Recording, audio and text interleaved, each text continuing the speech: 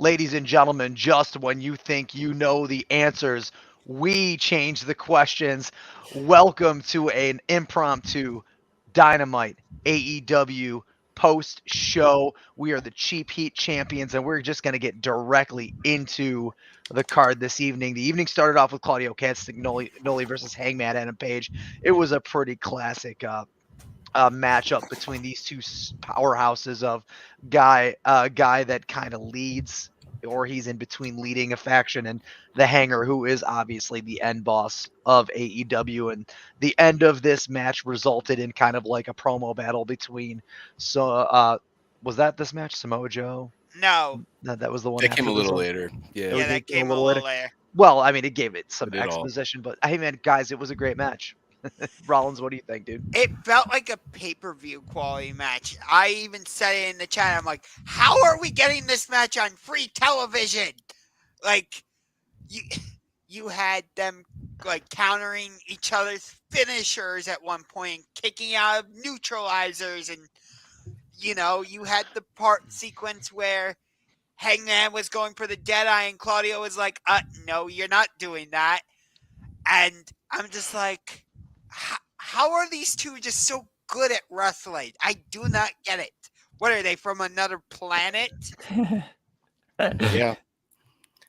Yeah, man, it was a star-studded lineup tonight. Like, that was a hell of a way to start the show. Really good match. Even though it was a little predictable, I was expecting Hangman to go over because I knew that we were building towards Revolution, but Hangman gets all his shit in per usual, and I'm not complaining. It's a good thing. It was a really good match. 2 buckshot lariats. I'm glad that it kind of protected Claudio. Took 2 to knock him down. So I enjoyed it, and I'm excited to see the where we're going with the main event. What you got, Dreezy? Every time I always catch myself sleeping on Hangman because every time I think of him, I'm like, he's not that good. And then I see him in a match. I'm like, okay, he's really good. So yeah, this was a banger of a match, hard hitting match, just like I expected. Not surprised with the finish, but yeah, very good wrestling right there. You got anything, Bill or Volkner? Nothing much to add. Yeah, same thing as Andre. Like I sleep on Hangman constantly. I'm not a massive fan of him until he steps in that ring, and then I'm proven wrong every time. It was a great match. Wolf, I want to come back at you about something you said about knowing Hangman was going over. The way the match was going, I think I even said this to you in the chat. I actually thought they might have this go to a time limit draw. I mean, we've seen that, in title matches, obviously, and we saw that in the Continental Classic, but we don't really see time limit draws in non-title matches that often. And the way these guys were just countering each other and, hitting each other with big shots, I'm like, oh, they could justify this match ending in a time limit draw.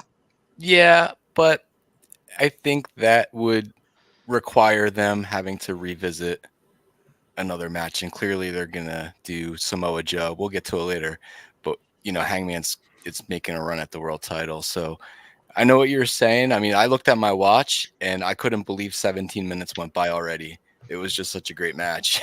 So when you said that, I was like, it's possible, but Yeah. I don't know if it's. Yeah, I still think Hangman's going over.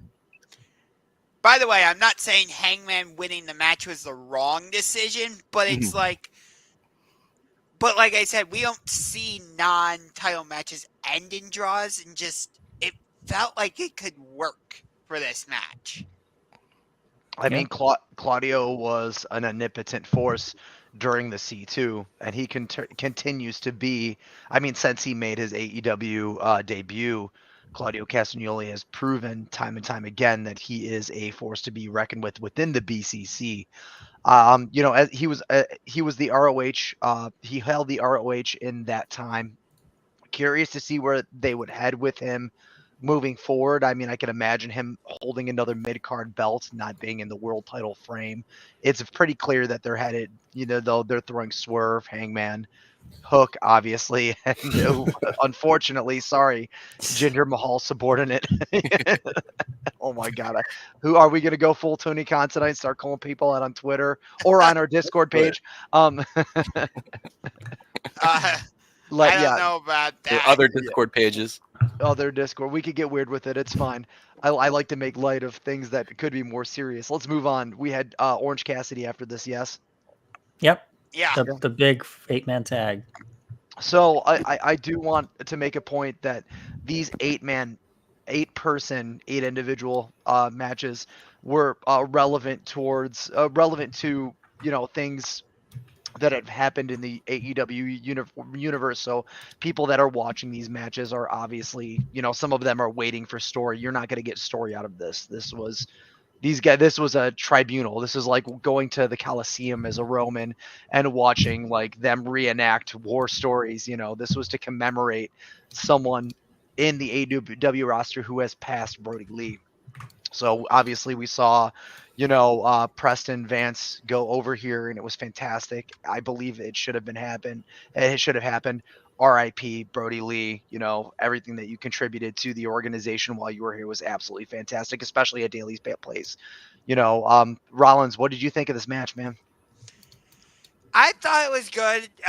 It was a little confusing that Preston Vance was on the good guy side, just because I felt like LFI was more of a heel faction. I I totally understood why Preston Vance was on the good guy side, but it didn't. Let me say it like this: I understood it, but it was confusing at the same time. If that makes sense. Yeah, I think like when I saw the match card myself, I had questioned it, and I think it was Shane that pointed out, this is an O'Day to Mr. Brody, so it made sense once I got that insight. But the match itself was good. It was a nice little homage. I didn't know Preston Vance had theme music. I think we commented that on our Discord. That might have been a debut for the song. Yeah, I wonder. Yeah, they're just all like mammoths. Each one of those guys are huge.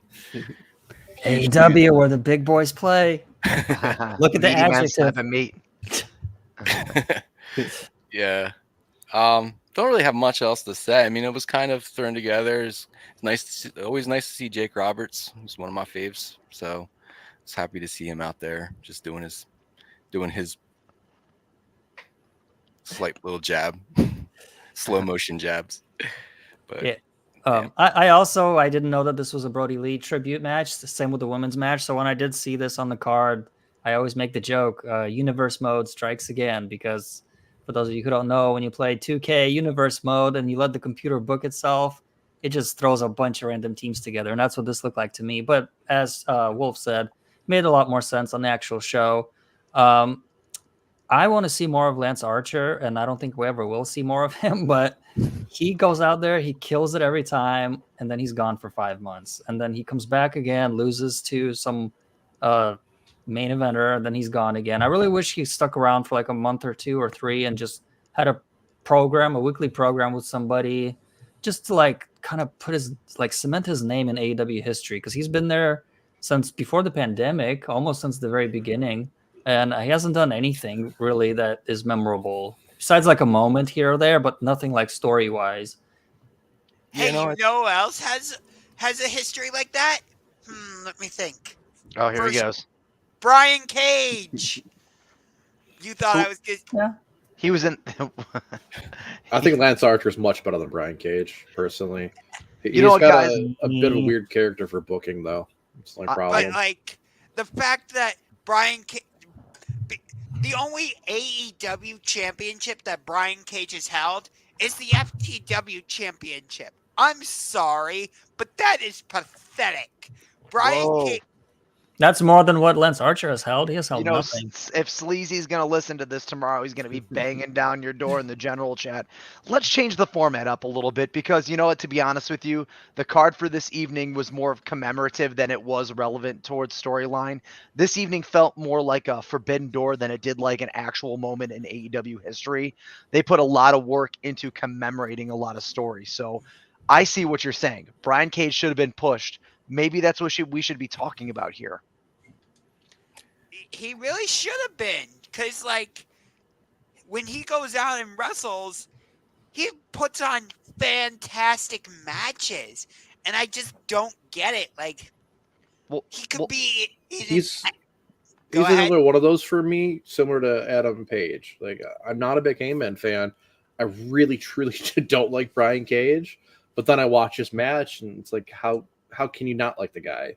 Well, especially if you look into his history at all, you understand this man actually has overcome a lot in his life, and he's a fantastic wrestler. He puts on a great show. Well, I mean, if we were looking at his history, we should probably start with his urinalysis because the dude, the dude is juicing to death. If we, but like, what is he missing? What is the killer element that he is missing? Because they're pushing Swerve. I mean, that we said the same thing about Swerve a year and a half ago. What was Swerve missing? And Swerve's come up in that. I don't think Brian Cage has changed much. What is the appeal to him? He flexes. That is that's his personality. People that watch the X-Men because he's a Wolverine clone. Let me ask you this though, Balkner: has he really been given the opportunity to show his personality? No, I don't. Where would he fit in though? Who would you put him against besides someone like Hobbs? I'm gonna pose a different question to you guys. What do you mean? Where he's been exposed to the audience so often that he has had an opportunity to go out there and show. I mean, like, yes, scripted matches, guys. We're watching sports entertainment for as much as AEW is the alternative to the soap opera that is WWE. AEW at the core is still a product that has character development that's ran through a creative team. Even if they're cutting their own promos, do you think that he's missing that element? If he's such a good wrestler, we have Konosuke Takeshita, who is a good wrestler, can't speak a word of English, but still goes out. He's still in a main program. I think he just needs that compelling TV storyline. Like, he's shown that he's good promo. We've seen it.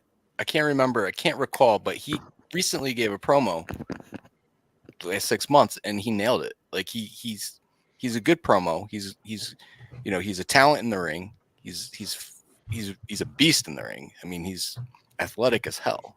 And you wouldn't think that looking at him. He's an anomaly. But yeah, what he's missing is that Hangman Swerve story. He's missing that compelling and the problem, like you said, Shane, I mean, he's been on television for 2.5 years, 3 years now. 4 years, I guess 3 or 4 years. Well, he's an AEW original. He debuted at pre AEW All In 2018 during a Battle Royal, and he Brian Cage. Yes, and he was a Ring of Honor stable. No, Brian Cage. He came in during the pandemic. Yeah, he was the first FTW He worked All In. Oh. No, I don't think he was at All In. Yeah, I don't think so. In 2018, not 19. Yeah, the one before AEW started. Battle Royale. The one that Damian. Oh, Priest, Battle Royal. Yeah. The one that Damian Priest was in. Oh, okay. Yeah. But I do remember, even though I didn't watch the pay-per-view, I did watch highlights of his match. I think it was at Double or Nothing during the pandemic year against Hangman, and it was a really good match. They were countering each other. I'm like, okay, I see why Brian Cage is called the Machine. And then, obviously, we know what happened with Hangman. He would go on to defeat Kenny Omega for the AEW World Championship. But what did Brian Cage do after that? He went into a program with Ricky Starks for the FTW Championship. Meh.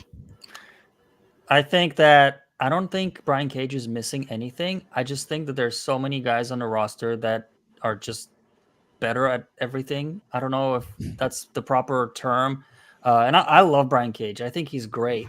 But if you remember when he came in, he was kind of a big deal because AEW didn't have Bryan Danielson and Christian and Edge and like all these huge names yet. All they had was Moxley and Kenny and Jericho basically and Cody. So he was a lot bigger.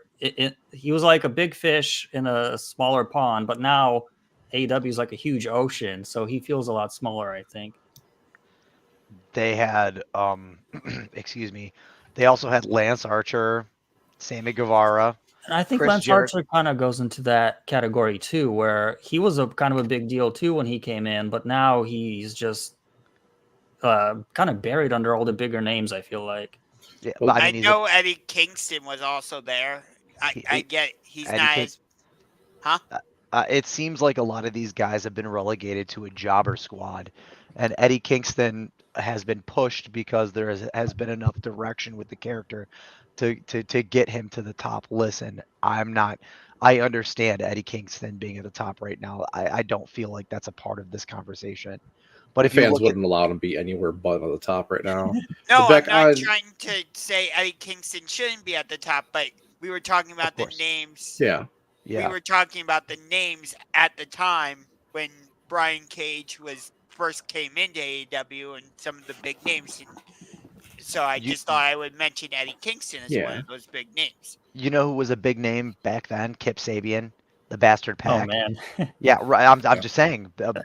Pac was beefing with Kenny Omega. Kip Sabian was beefing with everybody. I mean, you had Penta and Ray Phoenix, who were like a comparable tag team to the Young Bucks. It kind of seems like, in terms of how they stack these multiple man matches, that they may have lost their way in terms of talent against fan service. Look at the card itself. You have you have Lance Archer, Brian Cage, and the Gates of Agony, who belong in Ring of Honor, versus four guys who are all rock stars. Orange Cassidy, Dustin Rhodes, the son of Dusty Rhodes, and Dustin Rhodes specifically, one of the greatest character wrestlers of all time, in the ring with Adam Copeland and Yeah. and fucking Preston Vance, who was the penultimate member of the Dark Order. What broke up the Dark Order? Preston leaving. that's Yeah. true. So Yeah. I mean, in terms of direction, I feel like there was lacking of balance in this. You knew what it was going in. It was a fan booked match, but Yeah. we're Well, kind of on a tangent right now. two quick I- things about this match, real quick though. I really enjoyed passing around OC. Cute little spot. Cute. And on topic with Brian Cage, though, given the way this match played out, he could easily have a storyline with Lance Archer. Yeah. Do you I would love to do see you it. Yeah. do you believe that Lance Archer as a talent would be an imposing challenger to any championship? Not at this juncture. He was at one point, but he's been kind of the gatekeeper, almost like the first. Like, I'm surprised he's not going after Joe. As the first opponent. I would we have have liked to Hook. see him go for Joe. I I'd like just to have see that match, yes, we but I have Hook really would like to going see him after Joe. TNT. I just remembered actually a big moment with Lance Archer in AEW, and that's when he beat John Moxley for the IGPW US Championship, I think, on Dynamite. Yeah. Yes. Yeah. So that was a pretty big deal for him. Do you know who Mox lifted that belt off of? No, I know. Wolf, do you know? If you say it, I'll probably remember. Juice fucking Robinson. Oh, Yeah. okay. Yeah. Yeah. He took it Any off of news on fucking him, Juice. by the way? Huh? Any updates on Juice On- at all? Not Nope. that I've seen. Radio silence. They're alluding to, and of course we have this shortly after, so we could kind of segue into this. They're alluding to a faction collaborative between the Acclaim, who is in a faction, they're a trio, and the Bullet Club, who is an actual faction that's currently a trio due to injuries. You guys think they stick together? You think they can make this into something fun? I've got a long theory on this that I don't want to get into. So- I've been in the Good. working of trying to type it out. It's a mess. I am going to express an opinion and pass it over to Rollins. I am a Bolt Club stan, like I have been for a very long time. This is not the first time on a podcast on any channel that we've all been involved with that you've heard me express either love or indiscretion towards how this story with the Bullet Club is being handled in AEW. Now it makes sense to me as to why David Finlay 7 months ago said anything that they're doing is commercial Bullet Club in America. It's Bullet Club everywhere else except for AEW. They're now rubbing that idea into the face of American audiences because Bullet Club isn't doing Bullet Club. Now we're going to pair them with the Acclaimed. Either you're going to go full Bullet Club, or now Bullet Club is Diet Bullet Club. It's a Bullet Club Light. It's Crystal Bullet Club. It's the Pepsi to the Coke of Bullet Clubs. Why run this angle, Rollins? It's because they need something for the Undisputed Kingdom while Adam Cole heals, I guess. But this is not what I want. Like, Jay White shouldn't be stuck in this, like, mid-card feud. If Adam Cole was fully healthy, yes, I want to see that singles feud. I don't need to see the Guns and the rest of and the Kingdom and Wardlow and Roderick Strong. No, just give me Adam Cole and Jay White. But the way it is now, I'm just like, like I get it. They need something for the Undisputed Kingdom so they can get some heat. But are you really gonna try and turn Jay White and the Guns into baby faces? Like, to me, that just doesn't work. Yeah, I think I have to agree with you, Rollins. Although I do also think that it's going to tie in with Billy Gunn, like a retirement angle type of deal. I wouldn't be surprised, excuse me, if the Acclaimed and Billy Gunn drop the titles, the trios titles, to Bullet Club Gold. I don't think it's going to be a long-term angle or stable. I think maybe they'll just team up maybe to face the United Kingdom. Undisputed Kingdom. That's what I meant. Too many factions. Thanks. Hey, don't worry. They kept the Guns thought Jay White was from the United Kingdom, so you're fine. That's true. I did say that today. So yeah, I think that might be like where everything leads. I think we're gonna get the match between Undisputed Kingdom and the 6 of them or 5 of them. I don't know. And then maybe the Acclaimed and Billy Gunn drop the titles to Bullet Club Gold. I would be okay with that. Yeah, it'd be nice to see Bullet Club Gold with some gold. I can see Billy Gunn turning on the Acclaimed and joining his sons again, and maybe be part of the Bullet Club as their big muscle that we always feel like we always say they need a big muscle. And even though he's not the ideal choice, maybe for the time being, he can kind of be manager / the big guy of the group. I agree with that wholeheartedly, as well as you've mentioned the retirement of Billy Gunn. He's made it clear he wants to be against Will Ospreay. I think it's likely to be in the next year. But I think this is setting up for a much larger, and this is kind of what I hope for. It might not happen, but I think there's going to be some sort of faction war. It's not just going to be 2 factions. See a lot of solid factions coming out right now. War games. I mean, like, something along the lines. Yeah, actually. Faction wars is kind of what AEW has been built out of. If you consider the beginning of AEW, most of what was happening was faction related, and that was built out of ideologies in Japan, specifically out of Chaos, Evil, Bullet Club. I mean, these are things that we've already seen, and then we have how that was emulated in WWE with the Undisputed DX. Gotta say it, it's a thing. They name dropped DX. They all but name dropped DX last week on a Collision, talking about the comparisons between Billy Gunn and knowing factions.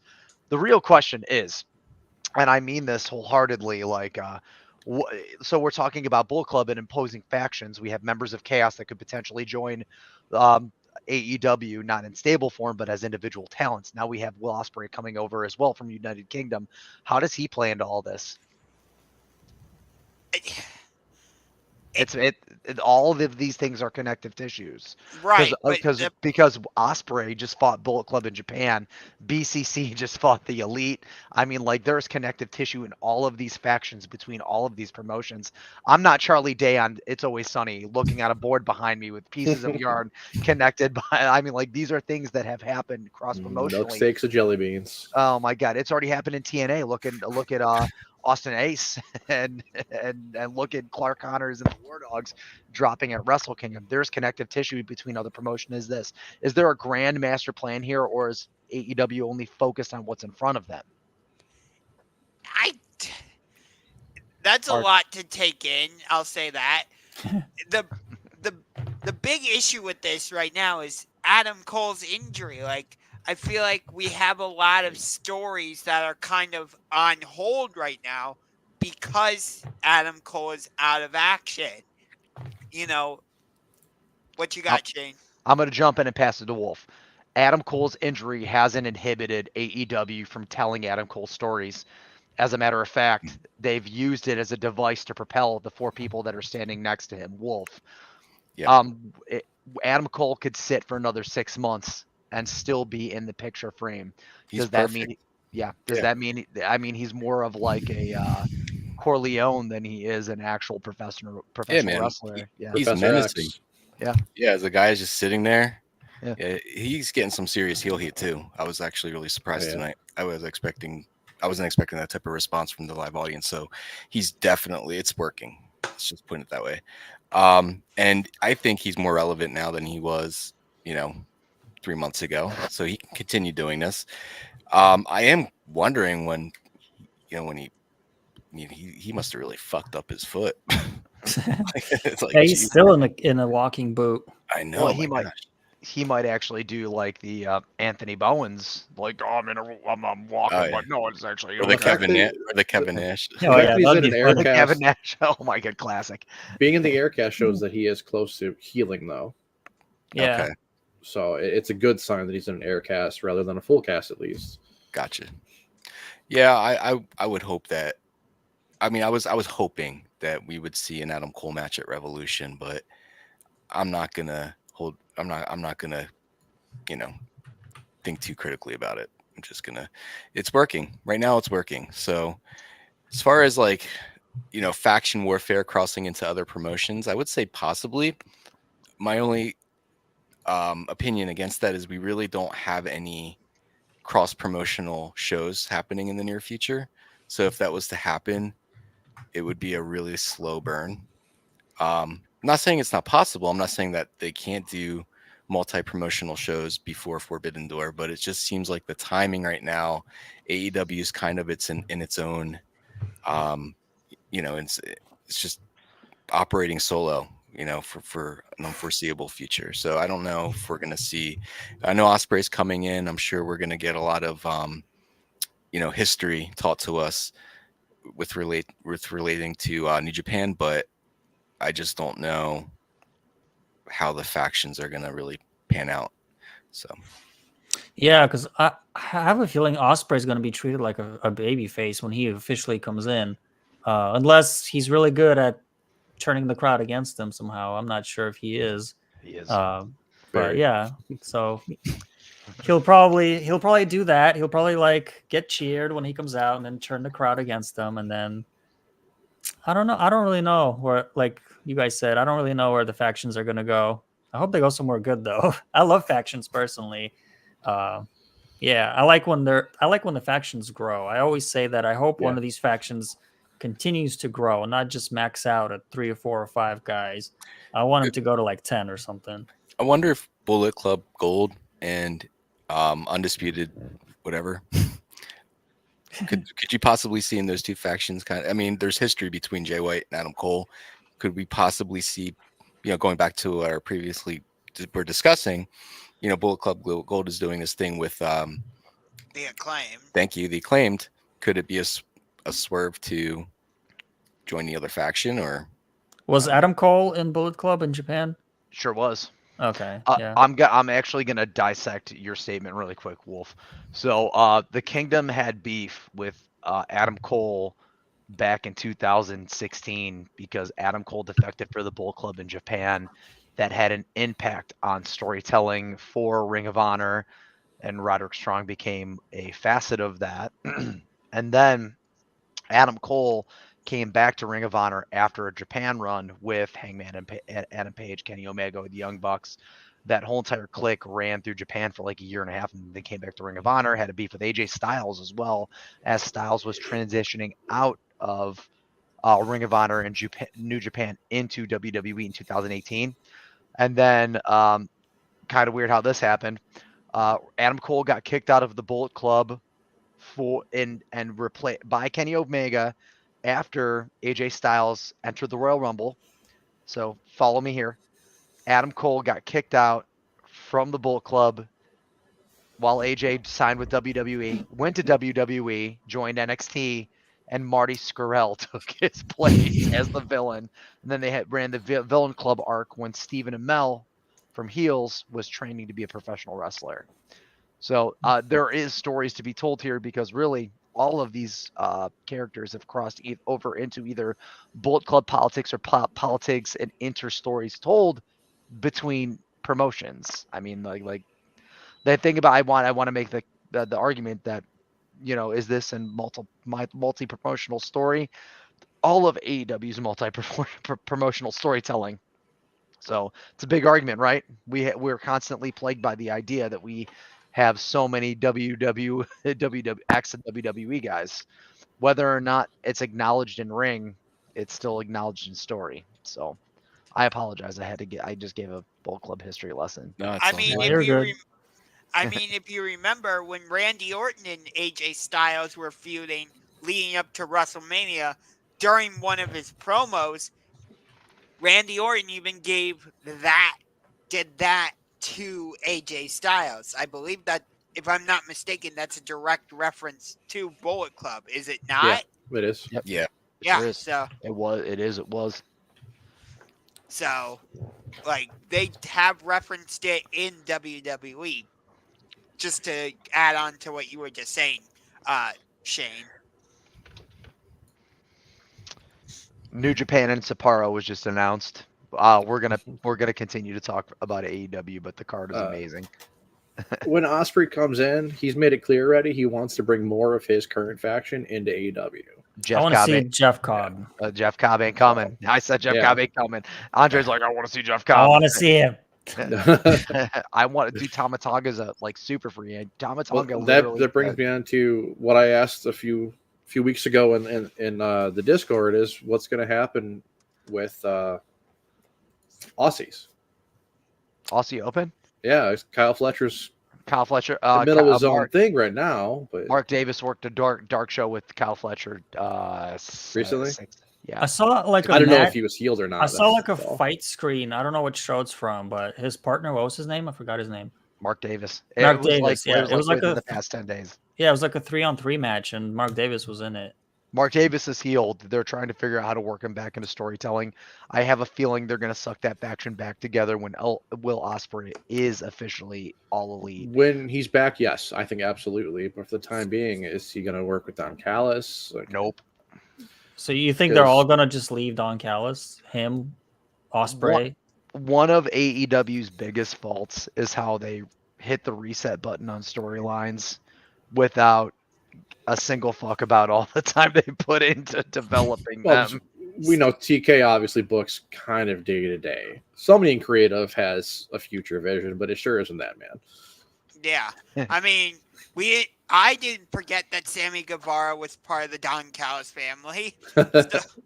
So like when he came back, I'm like, he's just gonna rejoin Don Callis, and then he did it, and I'm like, wait, what? You Well, guys, they explained it. I mean, it wasn't the best explanation, but at least they tried. A lot of what's happened to Sammy though was kind of fate toying with him though. Yeah. Right, I You know, understand that, but it's the same idea of what you were saying of Yeah, like they us never got to finish his plans. bingo, and you were just talking about how like us AEW fans don't forget about, you know, like, hey, we had this story, like, aren't you gonna come Like- back to it? Like when the Adam Cole and Bobby Fish and Kyle O'Reilly turned on the Young Bucks. Oh yeah. Yeah. And then everybody got injured. how about Big Yes. Swole? How about Big Swole? I'll Well, say again, that. injuries changing or- that, you know. Or how about this story from, actually it was at Daly's place. Shaq and Jade Cargill had a match against Red Velvet, and This guy right over here. Listen, go ahead. and then Shaq ends up in the back of an ambulance, and later the We look in the ambulance. Shaq isn't there. We never got a conclusion to that. Yeah, he showed up He to got WrestleMania 2 revived. days later. He got healed. Oh, dear God. Also, Dreezy, you mentioned like you really want to see a faction constantly grow.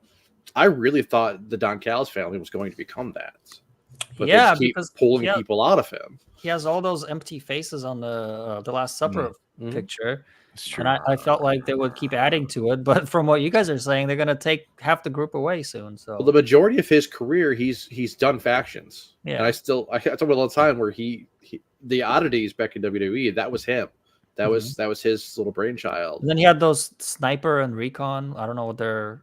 It was like military guys. He had. Oh, a Truth yeah. Commission. Yeah. The Truth Oh, the Commission. Truth Commission. Yeah. Yeah. So that man knows factions. He Yeah. is factions. I would love to see him grow. I hate him. I hate the Don Callis, but Don't if be a anybody's mark. gonna have a large faction, dude, I would love to see him. You're supposed to hate Don Callis. No, Yeah. he's amazing. He's Yeah, amazing at what he does. Yes. So let's move on to the women. We did have an offering from the women this evening. We had Thunder Rosa, Chris Statlander, and Willow Nightingale. Anna Jay versus Julia Hart, Sky Blue, Saraya, and Ruby Soho. I love Rancid. It hurts my soul. I love Um, Chris Statlander. She, after last week, she is my favorite AEW women's wrestler because we're gonna leave Sweet. Bearded Dragons out of this conversation. no, we're not. No, we're No, not. we're not. No, we're not. No, she is my beardy buddy now. Oh, okay. I hope someday she legitimately feels the same way, Rollins. You guys should you should start a Discord community. Beardies for pro wrestling. Hey, she's probably on that subreddit somewhere. Oh my god. We're subbing to something, guys. This match was honestly it was good, as predictable as you can imagine. So it was good. It was nice to see Anna J flex because she's been part of the job squad for the past like 6 to 7 months, and I do believe that Anna J is one of the most talented women in the AEW locker room, and she's been relegated to jobbing in favor of pushing talent that came over from the other division. She's so I hope that this is not just an instance of service for commemorating Brody Lee. I hope they put jetpacks on the back of Anna Jay and shoot her to the ceiling because she's an amazing wrestler. Rollins, what do you agree with me or disagree? Yeah, it looks like my screen is frozen, but You look so happy in it though. Calm down, Pat McAfee. At least it's a good picture, man. all right. Please do the Pat McAfee right now. So Don't sue me. Don't sue me, please, Pat McAfee. I'm having a little bit of technical difficulties on my end, but I'm going to continue here. I'm not surprised that Anna Jay got the win because, the theme of the night was commemorating Brody Lee and all that. I am a little bit surprised that at the end of this, we didn't get like the return of Britt Baker and Jamie Hayter or something like that. I thought maybe that would be a possibility, but when we were getting Anna Jay versus Julia Hart in this match, I'm like, oh, that would be a really good TBS championship match. And lo and behold, we're getting that match. Win on stupid Battle of the Belts. No, that match should be on regular Dynamite or Collision, not Battle of the Belts. I actually missed the match. I didn't really get to see it. Some stuff was going on at my house, so I'm gonna just pass this over to Dreezy and let him talk about it. I don't think I missed a match, but for some reason I don't remember much of it. I think I got distracted by something. But yeah, did they announce that Anna Jay is gonna face Julia Hart for the title? Yeah. Because I kind of made that prediction after she made the pinfall. Yeah, Anna Jay's gonna lose, and just like Abaddon, she's probably gonna vanish, unfortunately. But I don't know. Hopefully, I mean, AEW's problem. It's been talked about to death, but just too many people. There's only so many top spots you can have. I'm done. Yeah, I mean, I kind of agree with everybody there. I would love to see a title around her waist, but it's just not going to happen. especially when you have a lot of women either coming from outside or returning that all deserve titles. It's hard to pick. Mm-hmm. I mean, I was actually surprised by her win-loss record. I thought it would be a lot worse, but it was like 57 to 34 or something like that, which is not bad. a change in format, obviously, for the women's division is due and in order. We have a lot of women that are sitting in the reserves, as Dreezy and Wolf had alluded to. We have Jamie Hayter. We had Thunder Rosa in this match that came out. It was a perfect opportunity to bring people back. But a lot of these women in this match have been relegated to the job squad very, very long before Dark was already done and over with. We had Chris Statlander, Willow, Soraya, Ruby Soho, and Sky Blue all in the same match against women who are already holding championships. What are they going to do with the women? How is this affecting the overall for the women's division? Because you have a TBS champion on here. And then directly after that, you have a vignette for a world championship that doesn't look like a world championship. What's the most important direction for them to need to head into? I would say take the title off of Tony Storm and give it to Deonna Purrazzo, or how about this? Make it boss time. Bring in Mercedes Moné. I am not changing my theory that those boss statements by Swerve Strickland and Prince Nana last week were hints towards Mercedes Moné. I don't care if that's fantasy booking. I'm not That's a changing stretch. I'm not changing my theory until I'm proven wrong or I'm proven right. I'm sticking with my theory. I'm going to call Rollins Mr. Fantastic the way he's stretching. Call him Stretch Armstrong, folks. Call him the Cleveland Browns. He's stretching out a whole entire winning season. Yeah, the women. Here's the deal with the women. Fucking Dynamite needs another hour. Yes. Dynamite needs another hour, and you need to have the women counterbalance the men throughout the whole show. Men's segment, women's segment, men's match, women's match. And you need to, you gotta feature these women just as frequently and just as much as the men. If you want us to like actually care about them, if you want us to like get behind them, you got to treat them just as the stars that they are. And they got a plethora of talent.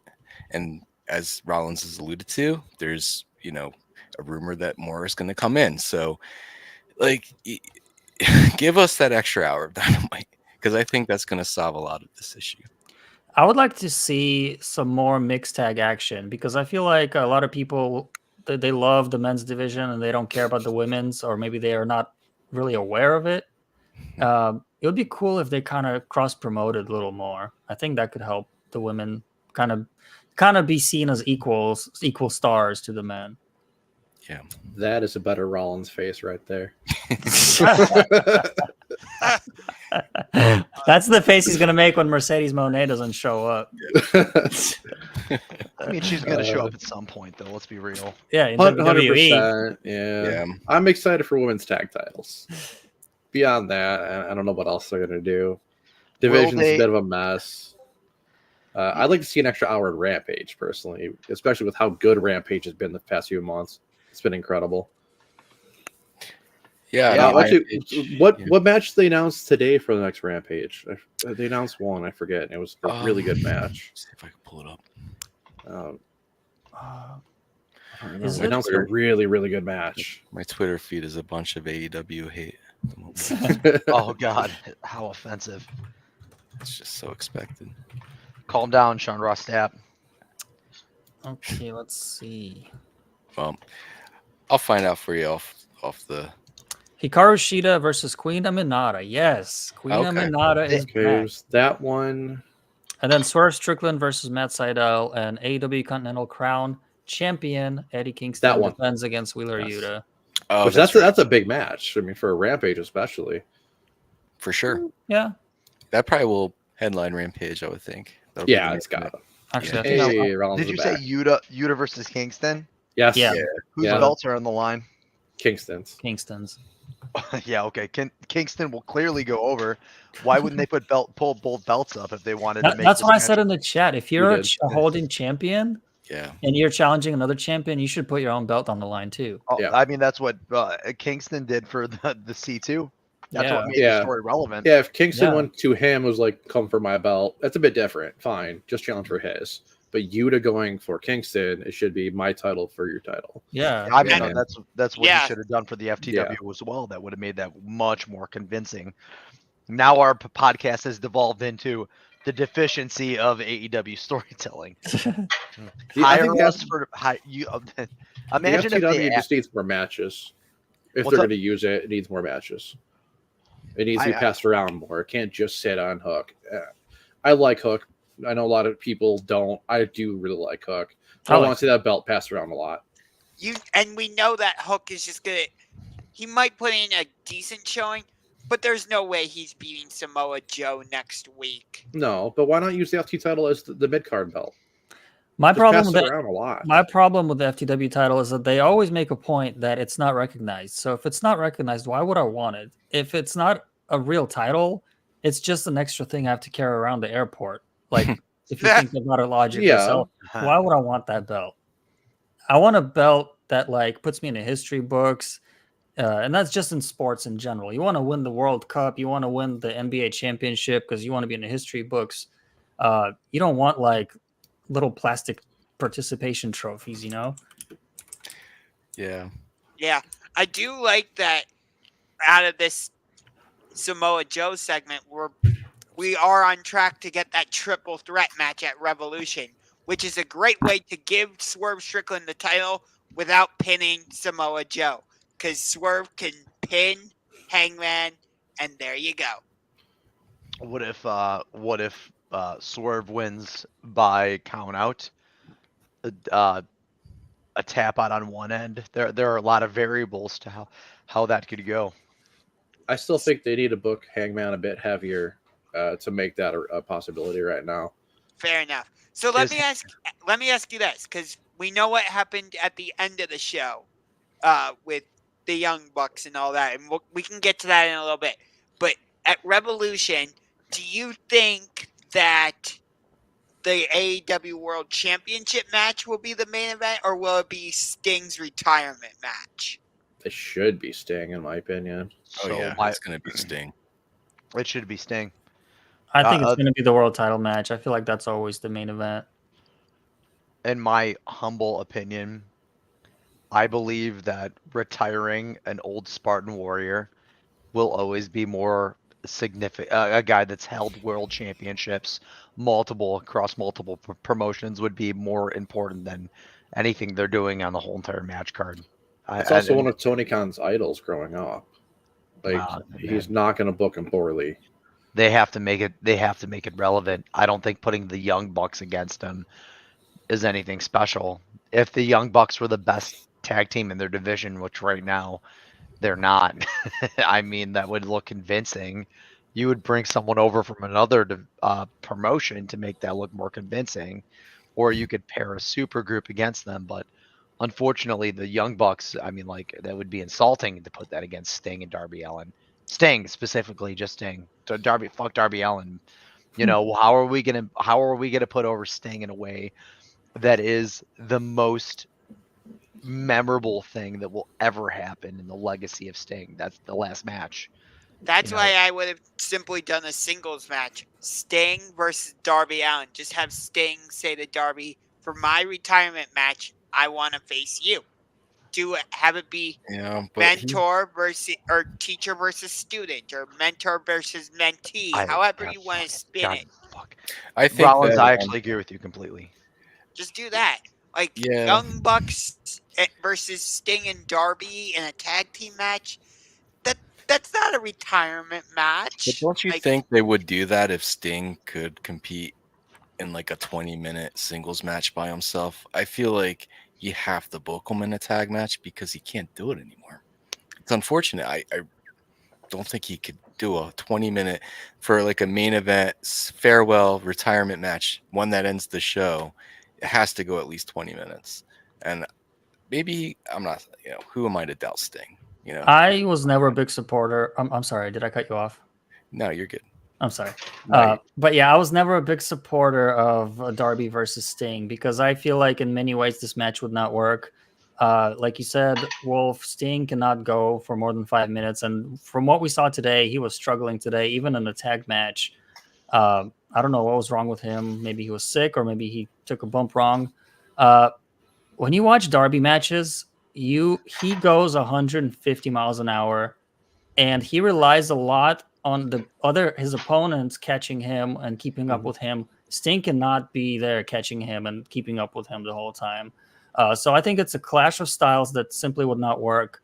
And people would say like, "Oh, he's passing the torch to Darby." And in my opinion, I don't think Darby gains anything from beating up an old man. Like Sting's a legend, but he's an old man. It's nothing to brag about. Like I'm 30.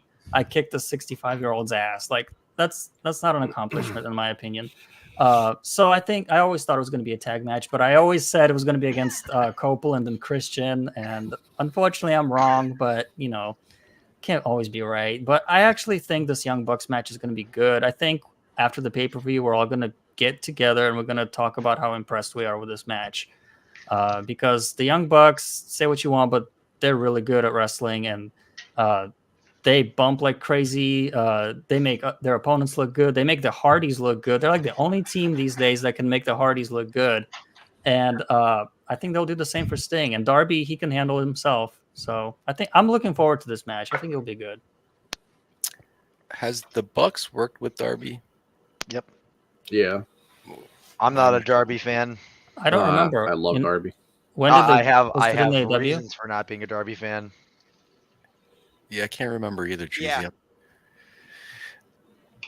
I don't think they did an AEW, did they? I don't know. I love that we're doing the podcast and Shane's over there like doing the dishes or whatever. No, I'm cooking. Hey, multitasking. It's I'm all good. always Man's cooking. got to That's eat. the thing. I'm Well, cooking. if it's No, I'm not cooking for myself. So Somebody's got originally, I thought it was going to be Darby and Sting, but you guys made very valid points. Obviously, it shouldn't be. It can't be. Mhm. Yeah, Edge and Christian as well. That would fit. Can't be. well, I mean, Edge and Christian are going to happen though. They've been. They will, yes, but not against Sting for a retirement match, which would have been. Actually, I don't know. Now I think about it. Same thing. They're kind of. Wouldn't they be kind of lackluster?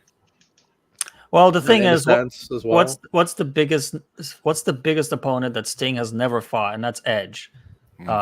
So, but they can't do it one-on-one. So a tag team would have made sense because Yeah. they're already all tied up in a storyline, anyways. So Can I go one layer deeper than both? I'm actually going to go 2 layers deeper than this. No. not Ric Flair. No, it's not. Oh my god, I would rather fucking voluntarily get and Ricky herpes. Steamboat. I would literally rather get herpes again than imagine that we're gonna get Ric Flair versus Sting. No, Bro. there's no world, dude. When With he how got in bad the his ring retirement match today, I was. He barely Yeah. got into the ring. He's The only person that will ever fight fucking Flair again is Jay Lethal. Let's rip that band-aid. Fantasy There- booking though, like who else could it be? If it's I not got the you. Bucks right now, I got. if you, I 100%. You wait. I'm- if it's you're pulling probably from outside of AEW Sure in am. fantasy booking here. I mean, there is one person in wrestling mythos that people Scott have. Steiner, yeah. No, it's not. Goldberg. Do you No, know? no. Oh, God. I'm gonna say it. One of the worst wrestlers, in my opinion. It's Brock gonna be Lesnar. nope, The Hurricane. nope. Chris Jericho. Mark Calloway. Mark Galloway. He said, "You motherfucker." He said it. Mean Mark Galloway. No, we don't need that. Yeah, No. why would Mean Mark. the Undertaker and oh, motherfuckers? Are you kidding? Okay, in He still had 2002, a contract for 13 more years or some shit. So in 2002, I would have liked to see Sting versus Biker Taker, but no, Yeah. that ship has sailed a long time ago. Then Biker Tanker.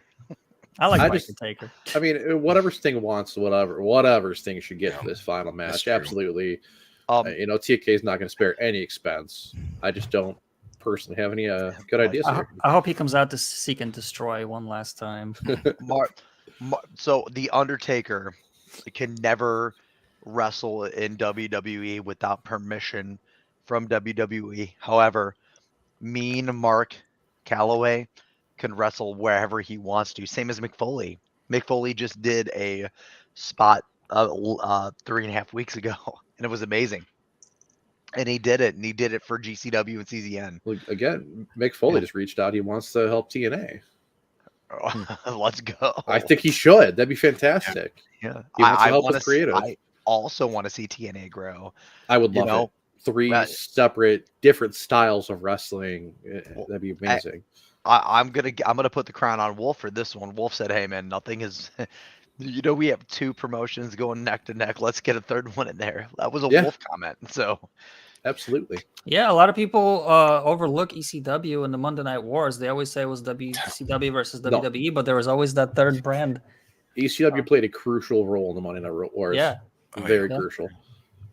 And Yep. don't forget, at one point, TNA, then called Impact Wrestling, and AEW had a partnership. Remember, Kenny Omega was the Impact World Champion, and he was the AEW World Champion. So those 2 companies have worked together in the past. Who's to say it can't happen again? I've been taking in too much wrestling recently. I forget who it was in the interview, but somebody recently spoke on that they would love to see a Forbidden Door with TNA again. It was somebody from AEW. we just had I think that'd be a last- fantastic idea. Bro, we just had the Motor City Machine Guns wrestled in AEW literally 11 months ago, guys. Oh yeah, they did. Before Alex Shelley was a fucking world champion for that. He teamed with Jay Lethal's group. Mhm. Guys, it's possible. The full cross promotion would be amazing, though. But it would have to be TNA going to AEW, not the other So- way around. So Kenny Omega would face Rich Swann for the Impact World title in a Impact shit. show. we actually Yeah. have people watching us. That's weird. Hi guys. It's probably guys from the hub, by the way.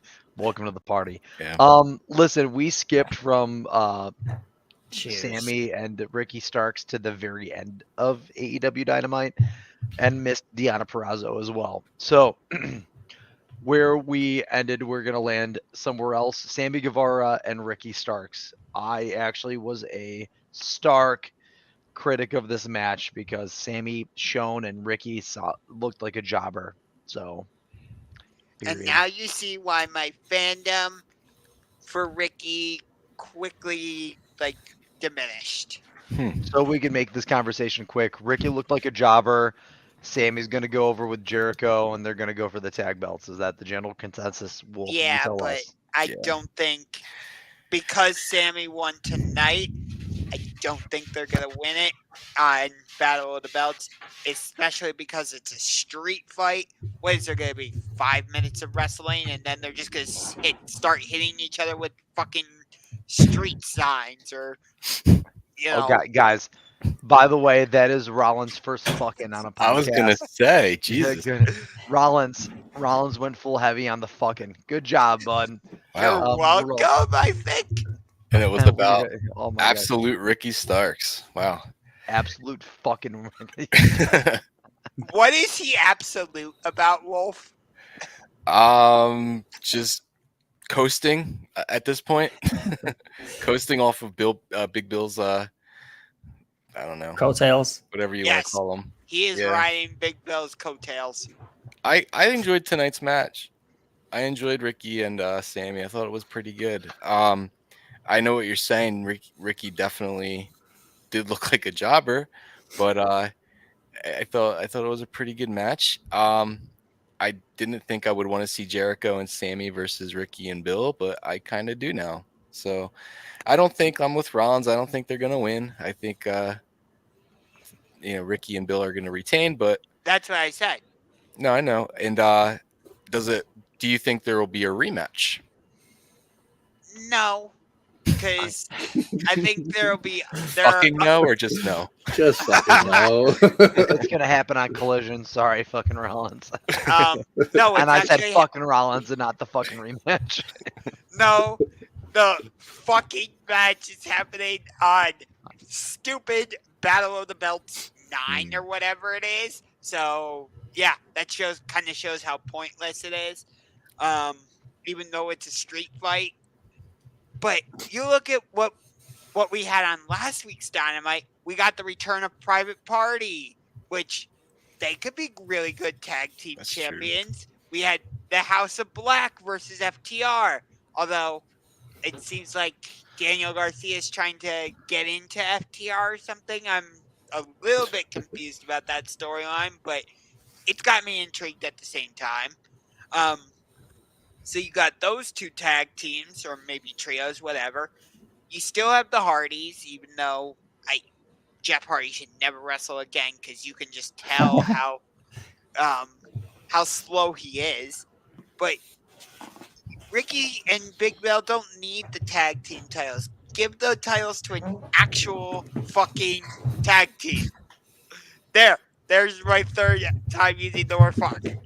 I thought the end of the match was a little weird because it was like 2 quick super kicks and that was it. And that's not even Sammy's finisher. So I don't know what happened there, but otherwise I really enjoyed the match. I'm a fan of Ricky Starks. I think in our group, I think he gets a little too much hate, but I mean, you guys have your reasons. I respect it, but I like him. I just feel nothing for him. I don't hate him. Don't really like him, but I think he has a very similar wrestling style to Sammy, and this match should have been a lot better than it was.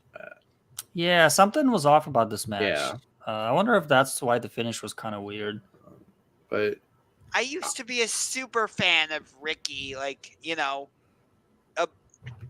like as a lot of you know from the fan hub, I was like the biggest Ricky Starks fan, but like AEW and Tony Khan has never justified my fandom for Ricky. Like, I'm like, okay, he's getting his big push, and then it's just gone. And it's like, oh, he's getting his big push again. Rug pulled out from under him. I'm like, what? a lot of us have weird picks. Like Keeler Brown's my favorite wrestler ever, so I can't say much. Yep. I want to be fair to Rollins. Ricky is infinitely talented. Unfortunately, he emulates the thing that makes Ricky special is that he is different enough to be differentiated from a lot of the talents in the main roster. But what you could compare him to as to what he built his legacy on is comparable to some of the biggest talents on earth. That's a very nice way of saying that he's a dollar store Rocky Maivia. I'd like to see him actually tag with Sammy at some point. Yeah, I mean, like, That'd be cool. what they need to do is rip the Band-Aid off. I mean, Big Bill's a good starting point, but Big Bill also should be in a program of his own, doing his own thing. Big Bill is, I'm sorry, Big Cass, Big Bill, Large William, that guy that wears the Lowe's jeans. Morrissey.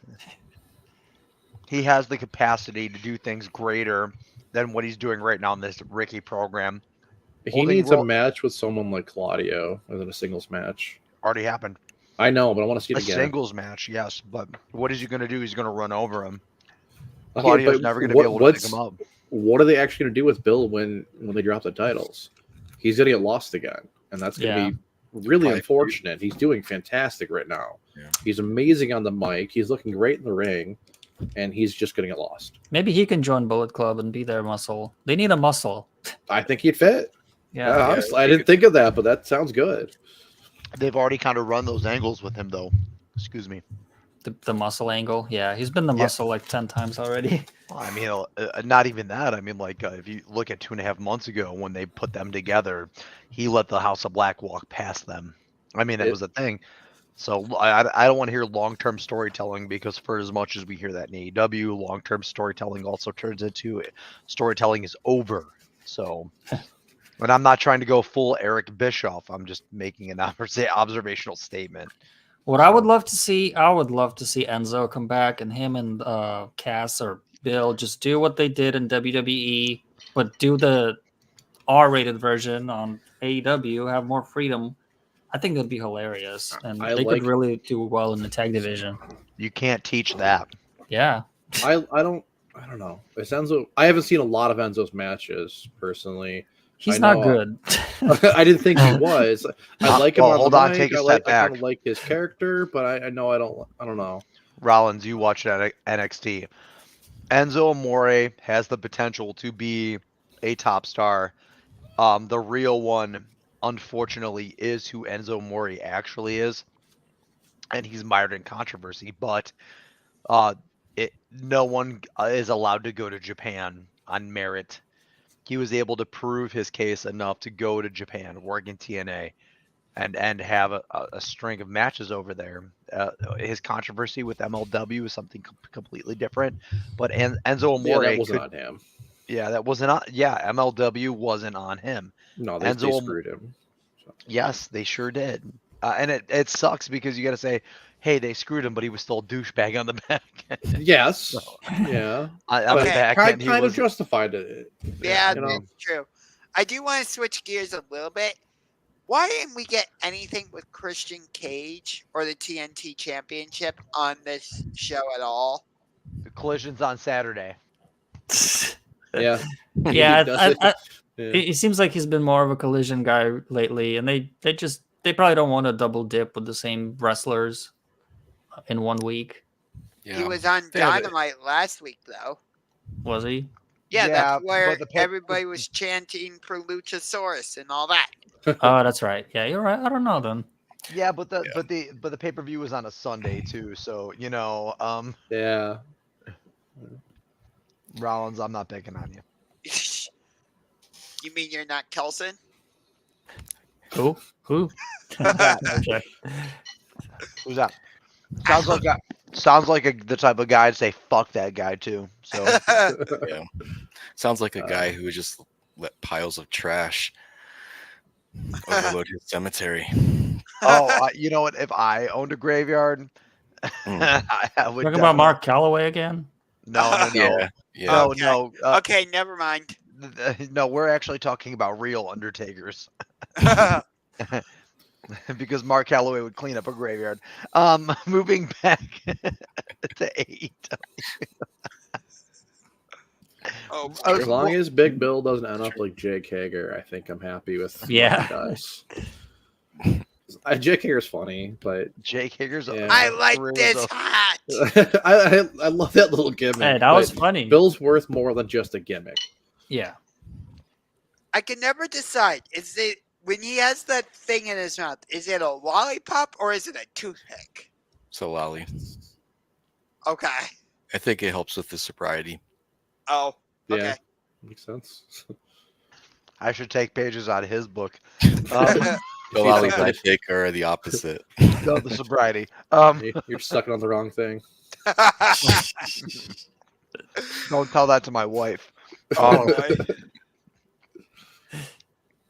Boys, we've had a very interesting evening. And I have to wrap this all around because we're on an hour 7. Hey, we've had 2 significant signings in the women's department. We had Deanna Purrazzo last week, and now we have Queen Aminata as well. Let's hear for the women first. Yeah, seriously. But I would say to the Wolfish, don't do the slow clap, Heath Ledger, for Christ's sake. No, Deanna Purrazzo would be the only, and I said this 2 months ago, could be the only woman on earth to unbury any women's division. I don't honestly give a fuck about Mercedes Moné, the boss, the queen sauce, coming to AEW. Purrazzo is such a women's wrestler that she could bail it out on merit. But we have her here. But we also have Queen Aminata, Sky Blue's best friend and OnlyFans partner. So it looks like they're making some moves in the right direction. So that's my piece for the roll up, the final count, the rollout, the most devastating move in pro wrestling history. Pick one. Let's go. For my count out, first of all, I don't care. Statlander and I are beardy buddies. Even if she never acknowledges it, I'm going with it, and I don't care. Beardy buddies for life. I should come up with some kind of cool logo for that and send it to her. That'd be cool. But That's anyway, your project for tonight. Yeah. I'll work on it, Dreezy. I'll work on it. You'll get additional points for doing that. Not to mention that when we monetize the YouTube, I'll give you a 0.01%. You Yeah. get a And when she responds to you, invite her as a guest on our podcast. Hey, Shane. We can give Rollins a banana sticker. I think you know what that reference is. Yeah, I have one tattooed on my left ankle. Let's go. anyway, but more importantly, yeah, this was a nice tribute show to Brody Lee, greatest TNT champion ever. Gone way too soon. I would have loved to have seen what he could have done, in this day and age of AEW wrestling. I think he could have been involved in some great storylines if he were still around, because I loved what he was doing at the time. Like, for me, my favorite match of Brody Lee, his AEW World Championship match against Jon Moxley, when they disappeared through that, through the stage, I was like, oh my God, this is amazing. So, yeah, rest in peace, Brody Lee. Yeah. R.I.P. man, for sure. Yo, I gotta admit, I never know what I'm gonna say at the end of these shows. I'm literally thinking and scrambling of something to say. So I'm just gonna repeat something that I said on our Discord this week, and it's about Eric Bischoff because he went to war with his stupid mouth. So here we go. It's just imagine having no soul. Imagine having to wake up every day knowing that your only way to make money is to bend the truth and dishonesty. Eric's remaining relevant remnants within this industry aren't even fungible. He can't take these opinions and find real work. Nobody wants or will want to hire him. He's a fucking joke, a snake oil salesman. He's best to be ignored. Let him die miserably alone, knowing that he's not the only person to seriously make a run at WWE. You're not special, Eric. You are a kiss ass for the most of your wrestling career. A lucky as fuck jerk off who weaseled his way up to the top of a 3.5 foot ladder, and you couldn't even stand at the top for very long. 2 years tops, and your ineptitude knocked you back down. So fuck you, Eric Bischoff. Hey, Andre, before you say something so inherently positive to counteract that statement, I just want to let you know. I love going before Andre. Oh yeah. Hey, by the way, Wolf, I will tell you right now, 99% of this community stands where you stand. Fuck Eric Bischoff. Fuck you, Eric Bischoff. You outdated, sanctimonious bastard. Vince Russo was The wrong, mind's gonna but be awkward. yeah, Vince Russo was wrong, but he was more right about you than anyone else. Go ahead, Andre. I don't really have anything preachy to say today. I don't know. Yeah, I do want to say something about Queen Amanada. I'm really happy that she is rumored to be signed. I'm not sure if it's 100% official. It's official. Okay. Yeah, I was really impressed with her. I've never heard of her for whatever reason. And last week, I had some expectations for Mariah May because I heard you guys say that she was great. But I've never heard of Queen Amanada. And when I saw her, I was like, oh, wow, this jobber is actually doing really, really well. And I really liked her. So I'm glad that they're all signed. I'm glad that they're all making money and hopefully have bright futures. And as far as Eric Bischoff goes, I love WCW, everything about it, including the new blood, including everything, okay? Including Eric Bischoff. But yeah, dude, like, I think I said this in chat somewhere too a couple days ago. He is like, you know what, those guys that have like a hot girlfriend in high school and then they lose her and then they can't get, which it wasn't in his case, that was WCW. Stacy and that- Keibler And at a bar. let's not go there. Well, wait, who's that? Stacy Keibler? No, stay focused, guys. Stay focused. And then ever since then, that guy tries to get his crush out on a date. And when she rejects him, he calls her a hoe over and over to all his buddies. And that's what Eric Bischoff is like about AEW. Because if you guys remember, he actually was in AEW a couple times when it first started out. And I don't know what happened. I'm assuming Tony Khan didn't want him long term. And Eric Bischoff is being a little bitch about it ever since. So, yeah, he's a salty old man. I don't really like his opinions these days. Speaking of, my turn then, right? Yes. I love Eric Bischoff. I actually was going to, before this even got brought up, I was going to bring up what he said about Monet and how much I agree with him. I don't see her place in AEW. Is that what he said? Because I Oh, have no yeah. idea what he said about her. Yeah, he just doesn't see how she fits. Well, does he And think I anyone agree. fits in the AEW? No. no. Like you said, he's an old man who got his shiny new toys taken out of his hands, and he's pissed now. So Yeah. he's an asshole. But that's my only thought. The women's division is incredible. We have a lot of talent, and I'm not sure where Monet is going to fit. Yeah, I go back and forth every day about this Monet stuff. Sometimes I'm convinced she's coming to AEW. Sometimes I'm convinced she's going to WWE, and I don't It's know what to hitting think. that point for me that I'd rather see the money put somewhere else. Yeah, Like Goldberg. I will say one thing though. Anyone Did- but. hold on. We're gonna take a quick backpedal. Did you just say like Goldberg?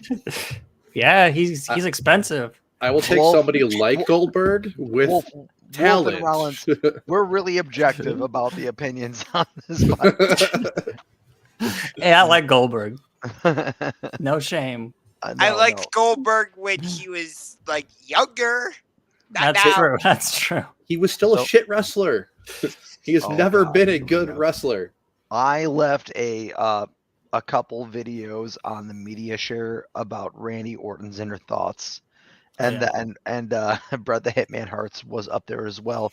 While we're on the topic of characters in a professional wrestling setting whose stories were outdated to begin with, Goldberg, Bret the Hitman Hart, or anyone else.